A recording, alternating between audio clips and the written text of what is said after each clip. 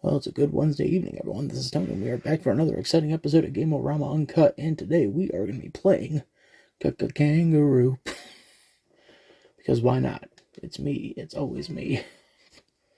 So this was done by Sunsoft in 1982. So, yeah.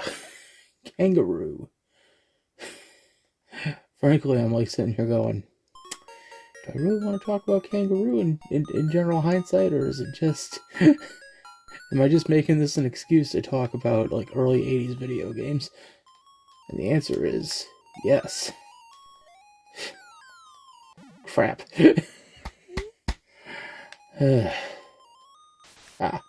So I'm like, why did I hit the wrong... Oh, I hit the wrong button. Punched... Damn it! Punch of the monkey.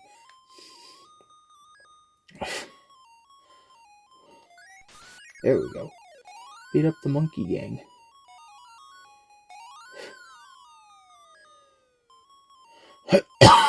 No, so I'm just gonna make this an entire excuse to... Son of a bitch. And so it has begun. Make this an entire excuse to talk about, talk about some stuff that I did want to talk about. I have an entire freaking sticky note sheet sitting here. Just telling myself, this is what I wanted to discuss. We beat up monkeys, this is what I wanted to discuss.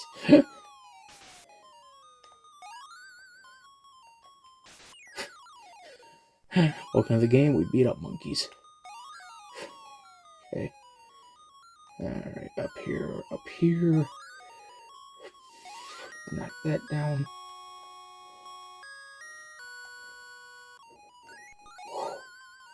That was getting fucking tense. We got the Joey though. Wahoo. Anyways, fuck. What the hell were we talking about? Oh, that's right. We were gonna make this an entire excuse not to talk about the game. Shit. And so it has begun.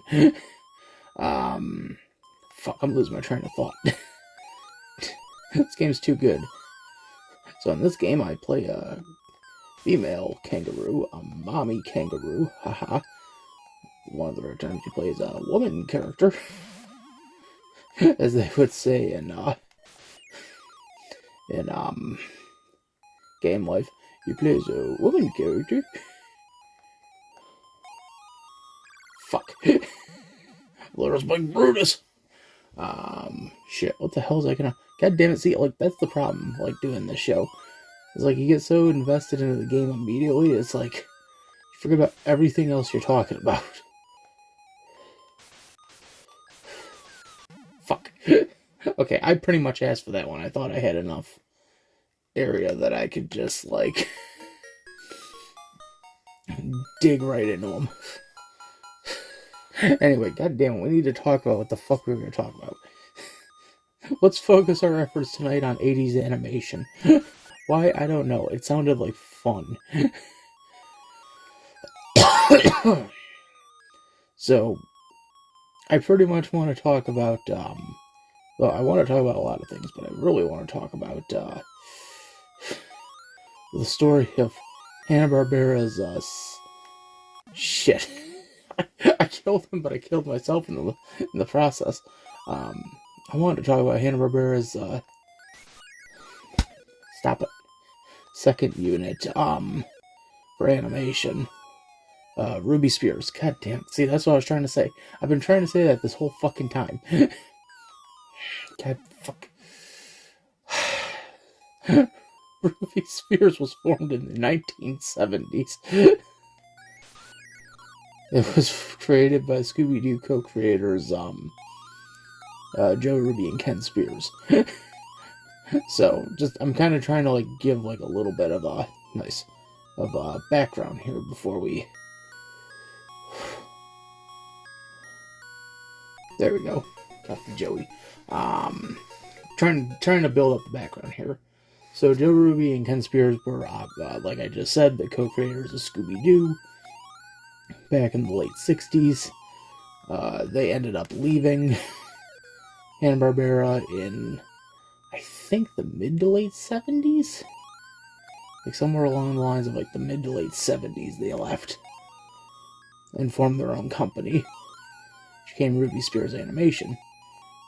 Now what's funny is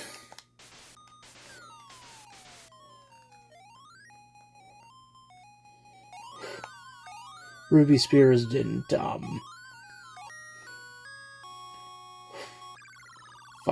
Ruby Spears didn't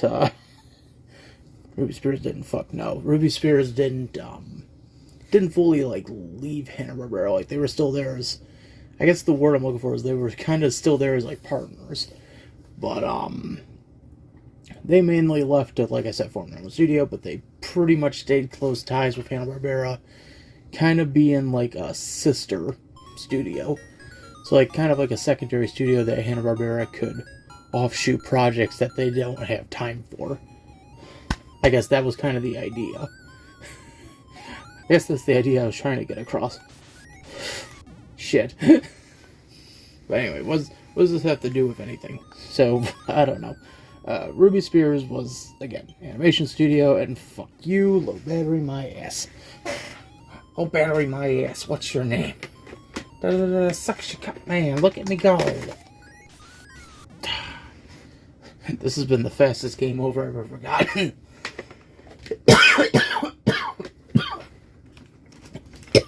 It came all because I couldn't find the damn cord I needed.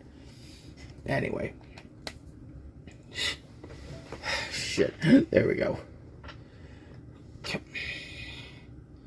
the hell is that all about?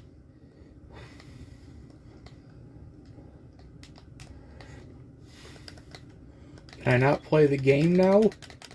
Okay, that's weird.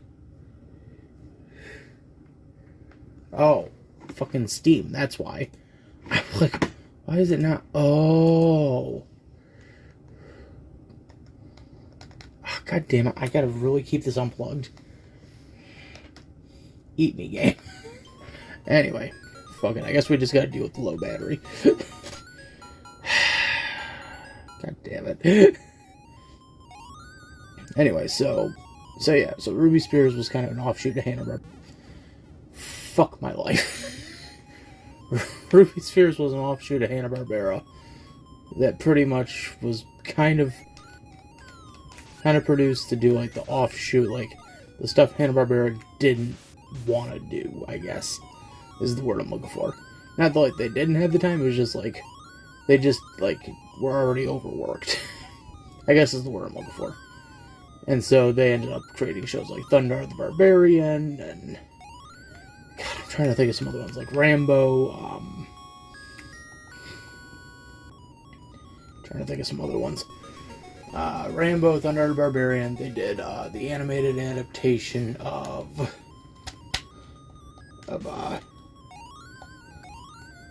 Punky Brewster Punky. But the one that I really want to talk about today is Saturday Supercade. Fuck! Saturday Supercade. God damn, this game is tough. Saturday... Fucking monkeys. Saturday Supercade. Saturday Supercade was a Saturday morning, obviously. Saturday morning block, I guess is what I would call it. I guess it's kind of a block, because it was like a block of shorts.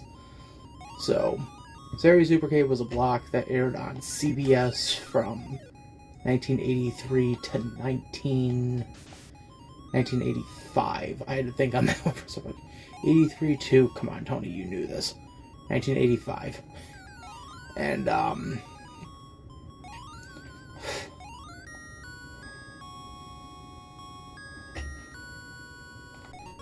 and the block pretty much consisted of shorts, animated shorts based on video games. So, like, there would be a segment for, you know, something like Pitfall. There would be a... Fuck. I pretty much asked for that one. There'd be a short for Pitfall. There'd be a short for, like, Cubert. There would be, you know... These were pretty much like weekly episode shorts. You get what I'm saying? Like, they were, like, animated, like, segments. But, the one I really wanted to talk about was the segment from Season 2. Because it was in Season 2 that they made some adjustments to the show.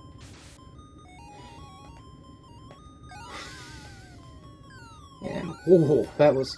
You bitch. That was close. I almost got hit by an apple. Oh, man, I'm really not describing this well. So let me... Because I was planning this all out in my head, like, how I wanted to describe this. It's like, okay, now this is not turning out as good as I thought it was gonna fuck you be. So...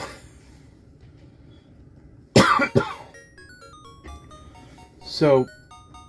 The first season of the Saturday Supercade block consisted of, I think, overall, like, 5 shows?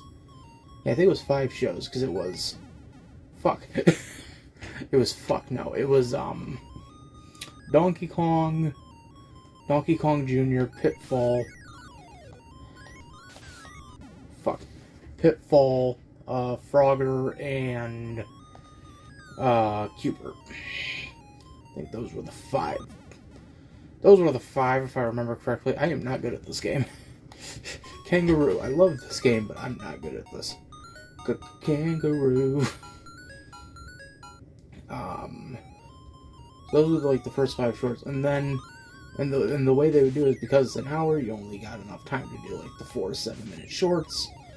So, the way they would set that up is they would have, I think it was Pitfall and Frogger. No, not Pitfall and Frogger. Pitfall and Cubert would swap slots every week.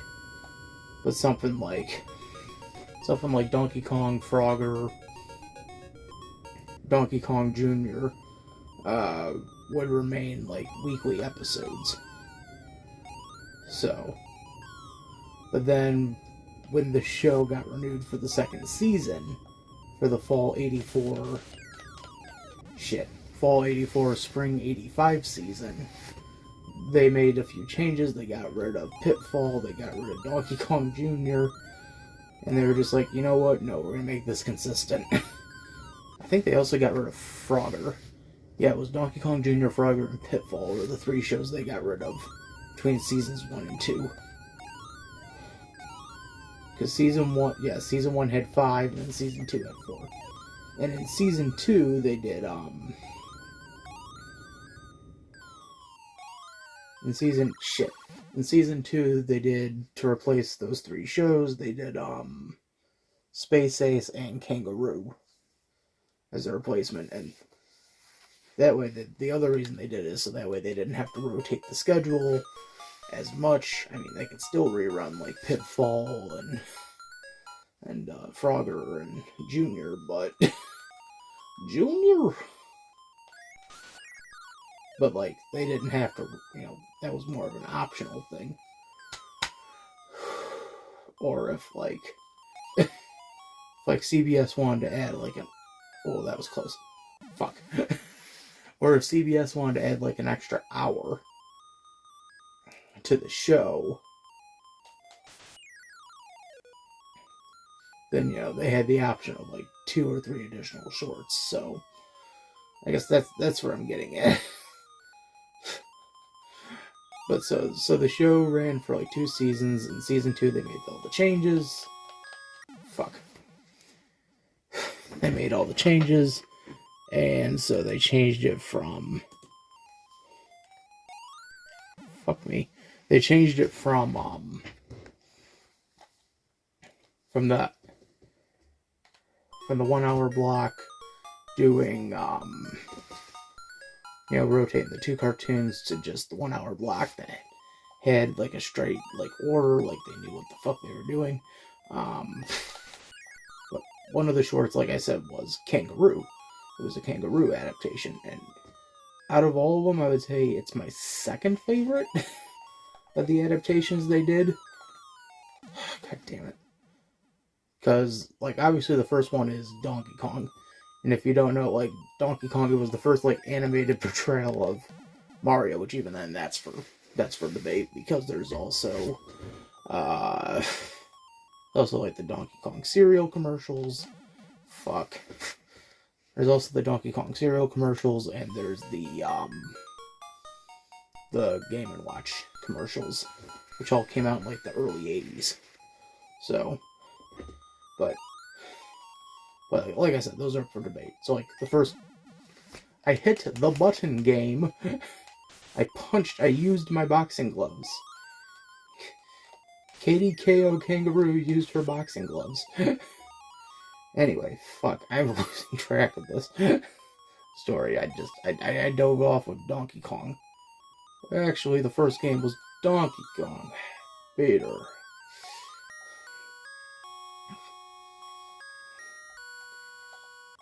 Fuck me. Anyway. Donkey Kong.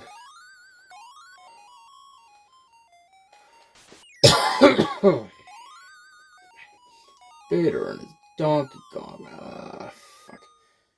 But yeah, it's like there were commercial animated adaptations of Mario before, like, 1983.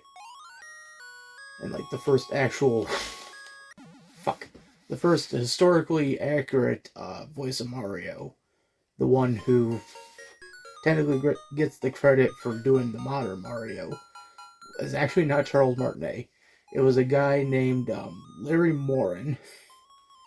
And Larry did the voice of Mario in the Donkey Kong cereal ads between, like, 1983 and 1984.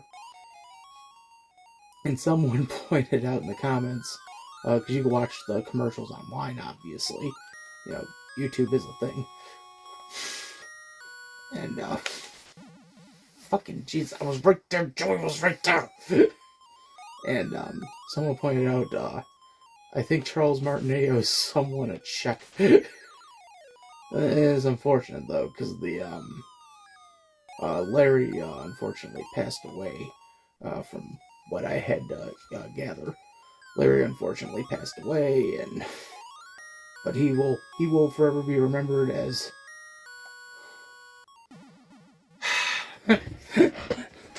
as the calming words that I give when I say his name. Oh, Larry. He calms my anger. No. No, he'll be remembered as one of the original voices of Mario. For anyone who's curious on the second voice of Mario, aka the Saturday Supercade version, you're not going to believe who the fuck it was. For anyone who's a diehard, like, Transformers fan, the second voice of Mario for, the one that ended up doing Saturday Supercade was Peter Cullen, aka the original voice of Optimus Prime. Yeah. He was the voice of Mario in Saturday Supercade. And comedian Soupy Sales was the first voice of Donkey Kong.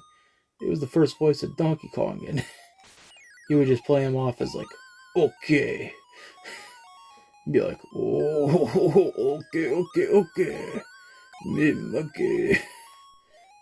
Something like that, and it's like, oh, okay, fucking god damn it. Anyway, I'm really losing track of all this. We need to get back on the subject of Kangaroo. So, Saturday Supercade, Season 2, third segment for the evening, or the morning, it's fucking Kangaroo. I like it just as much as Donkey Kong. Not, like, number 1, but, like, obviously number 2. The theme song fucking slaps for those segments. Like, if you actually ever listen to the theme song for that segment, it slaps. I'd recommend everyone look it up.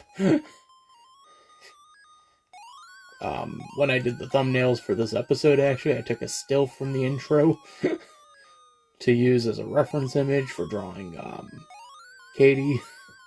So, fuck.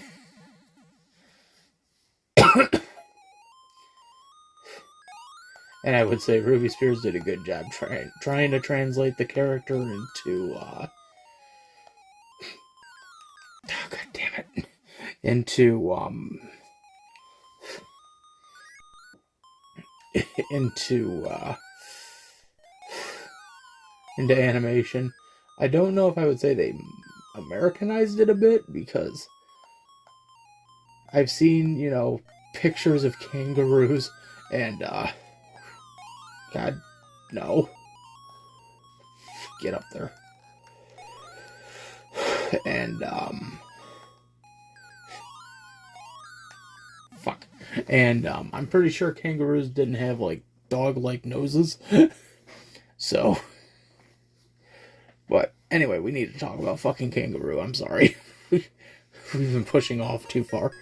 So the designs are good, the theme song slaps, the voices are fucking interesting, because, like, not only, like, does Kangaroo, but, like, all of Saturday Supercade had, like, probably the best cast you could get for an animated show, especially back in the early 80s.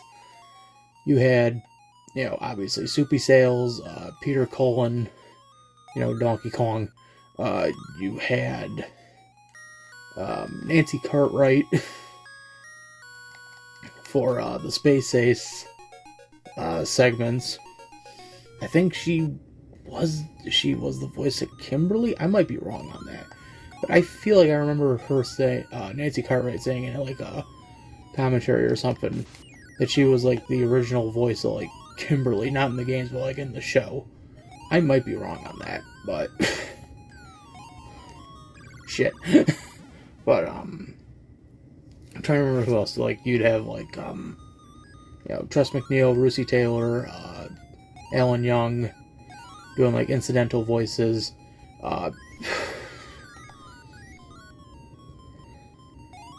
Frank Welker, the great Frank Welker, just actually celebrated his birthday like a day or two ago. So he was in the show.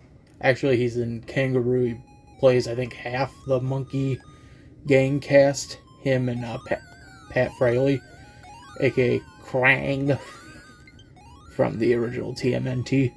So, God, I'm trying to remember what else. What else did Fuck. Fuck, just watch me fail at this game over and over and over again. I'm only using this because I wanted to talk about the goddamn Saturday Supercade TV show. That's all I wanted to do.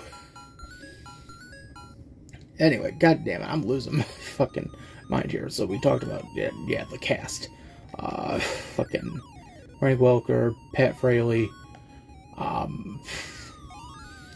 Okay, I guess let's get into the two actors that I really want to get into. The voices of Katie and Joey in the show.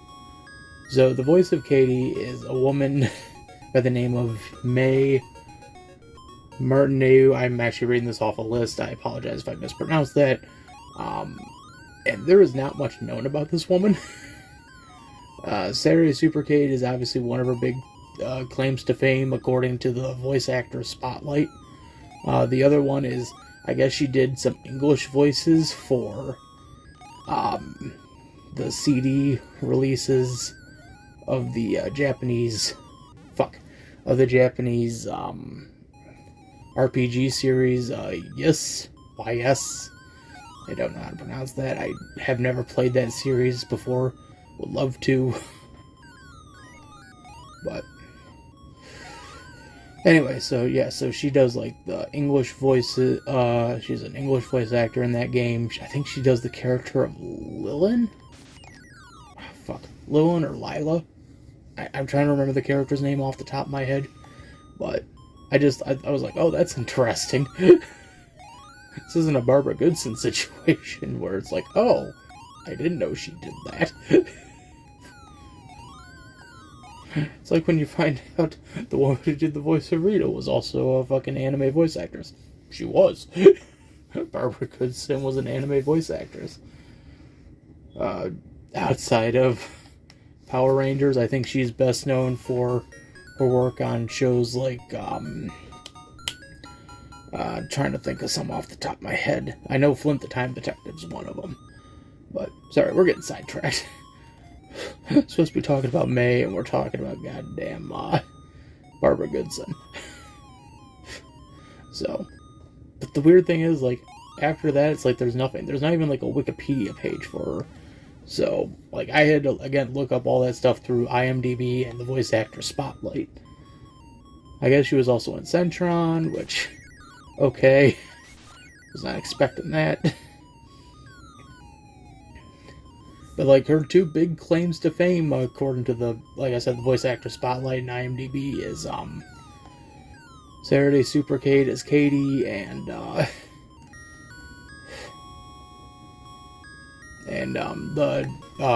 Yes games, mainly 1 and 2. So it's just weird. Now, someone who hasn't disappeared off the face of the damn earth is the kid who played the voice of Joey. Played the voice of Joey in the Saturday Supercade show for the Kangaroo segments. This kid is David Allen Mendenhall, and I sat back thinking, like, I feel like I've known that name before. Where the fuck did that name come from? When I looked up the kid's IMDb, or the, well, now a man, because, I mean, fuck, that show came out 40 years ago. I looked up the IMDb, When I looked up the IMDb, yeah, game over, I know.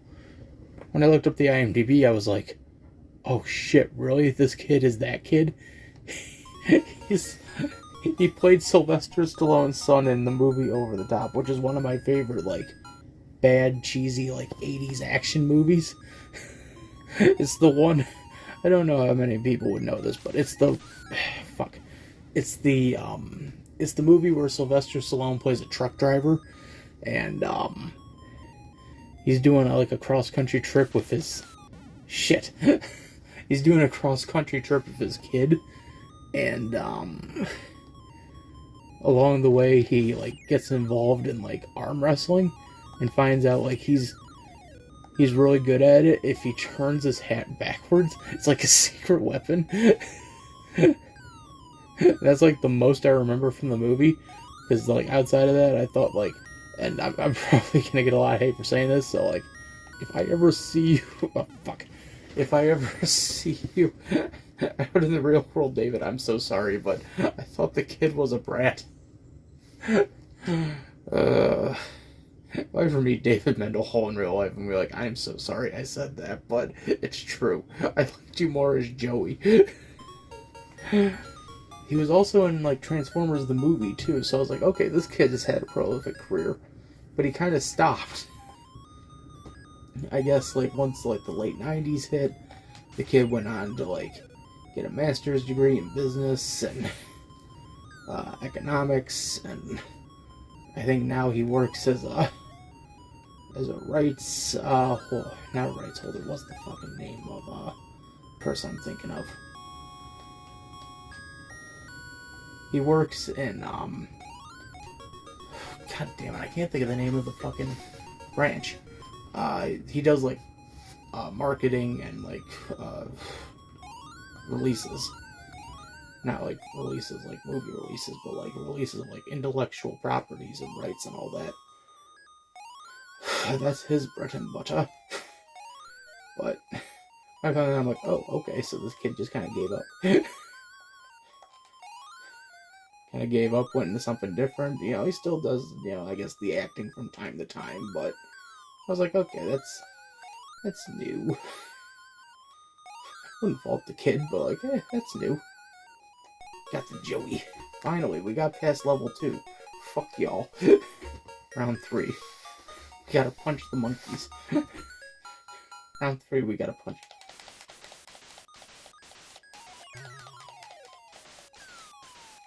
Fuck. Round 3, we gotta punch the monkeys. But, like, I did not know that, so I was like, okay, cool. But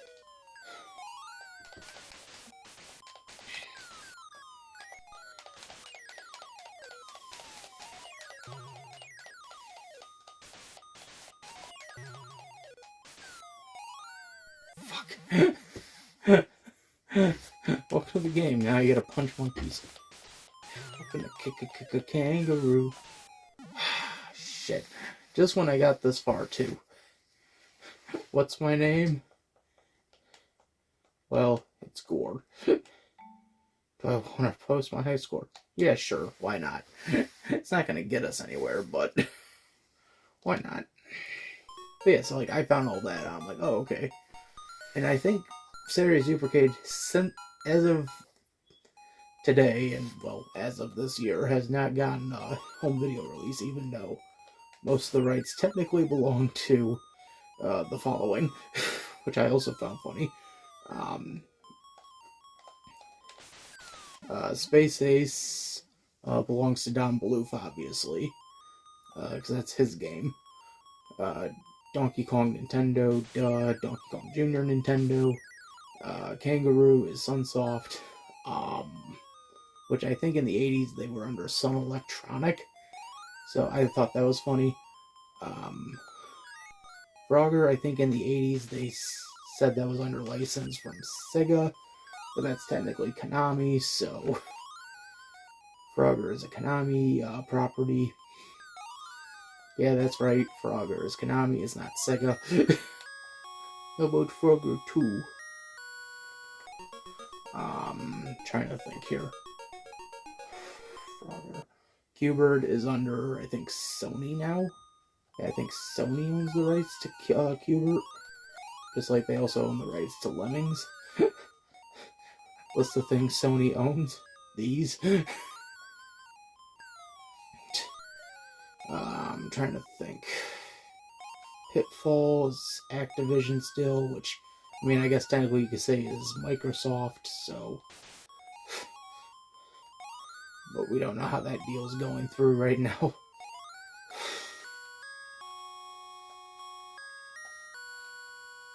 So. Nice.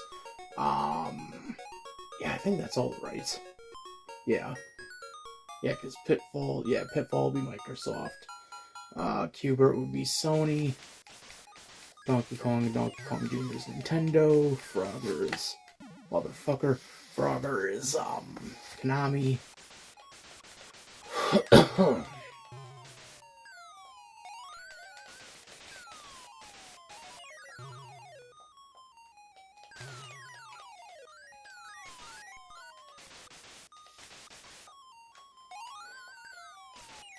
Fuck. Frogger's Konami. Cute.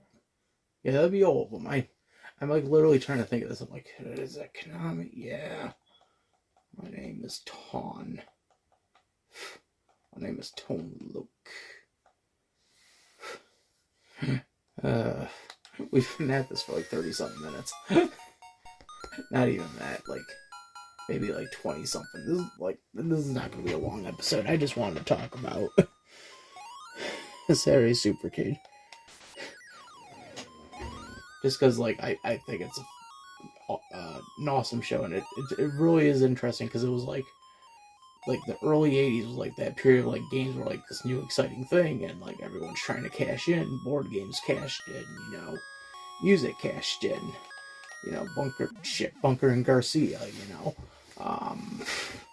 cereal cashed in, there was Donkey Kong cereal, there was Pac-Man cereal, this Pac-Man cereal. You know, you had fucking, I don't think Frogger ever got a cereal. I don't know if Q-Bert did, though. I know it was mainly Donkey Kong and Pac-Man. And Spaceballs, the star merchandise. Joey was right there. Shit.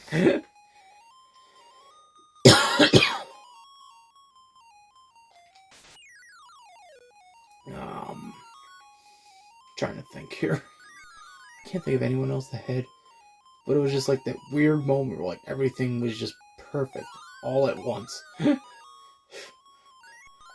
Video games were like #1 top shit, and then all of a sudden it was like whoosh, video game crash of '83 happened, and everything had to go into complete reset mode in 1985. Just for Nintendo, that was literally it. So it's like depressing to think, though, that, like, you know, games like Kangaroo and obviously, you know, Donkey Kong and Donkey Kong Jr. were like the top shit back in the day, and then like post '85, it's all Mario and Zelda and I don't think Metroid ever... No, Metroid never got a TV show. But... God damn it. I jumped it. Fine, we'll give this one more try. BBC, I guess. I'm BBC now. Like if I call it the BBC, it's me. Get this one more shot at love. I'm trying to think. I'm trying to think, young Willie. I know, like, Saturday Supercade really came about because ABC had done Pac-Man the year prior. And that was being done by Hanna-Barbera. Remember what I said? Hanna-Barbera and Ruby Spears were still kind of tight, so who knows? Maybe Saturday Supercade was a Hanna-Barbera idea, and motherfucker. And then Hanna-Barbera looked at Ruby Spears and said, "Do you want to do this?" And Joe Ruby and Ken Spears were like, "Yeah, fine." Fine, we'll do this. So they did it, whatever. It could have been any of those things. All we know is we got, like, a lot of great stuff out of it. We got the kid from Over the Top playing a baby kangaroo. We got the #1 fucking theme song that slapped. Joe kangaroo.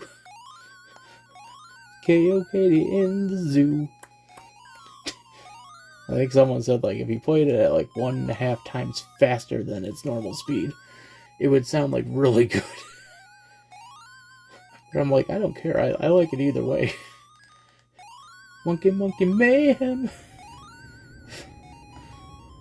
You got some monkeys going for you. Do. Fuck. I died. I didn't even get a chance to beat up the big guy. Oh, it's me, the big man. Big man on campus. I don't even know if, like, May Martineu. I'm sorry, I was still trying to, like, pronounce the last name, because it's hard to pronounce it. May Martinero, I don't even know if she's still alive. She might not be. We don't know. We know Larry Moran is no longer with us. But, you know, May, like, no one's, you know, updated much of the voice actor, you know, profile list in maybe 20 years. So, well, we don't know.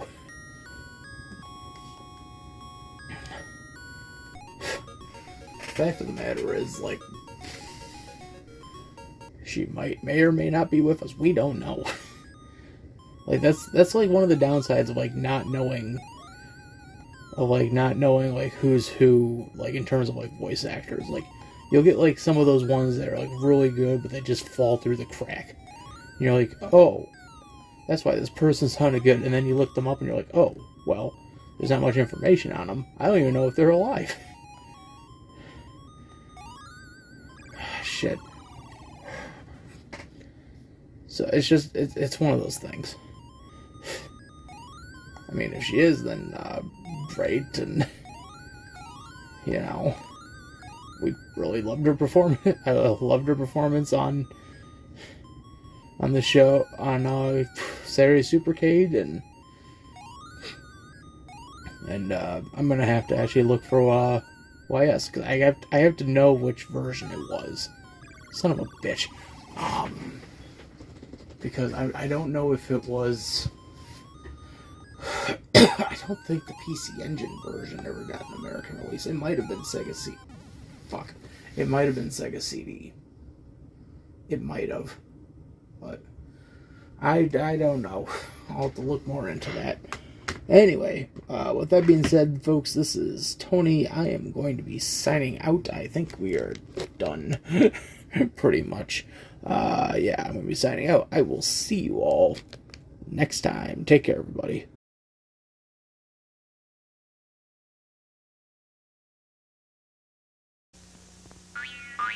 Joey Kangaroo, K.O.K.D. in the zoo. Monkey making mayhem, boo boo bad, but best friends, bingo, bango, bongo, Fred. This monkey business coming at you. So rock 'em, sock 'em, knock 'em, kangaroo forever. So Kanga, Happy, Joey, and Katie, K.O. cuckoo crazy. Kangaroo.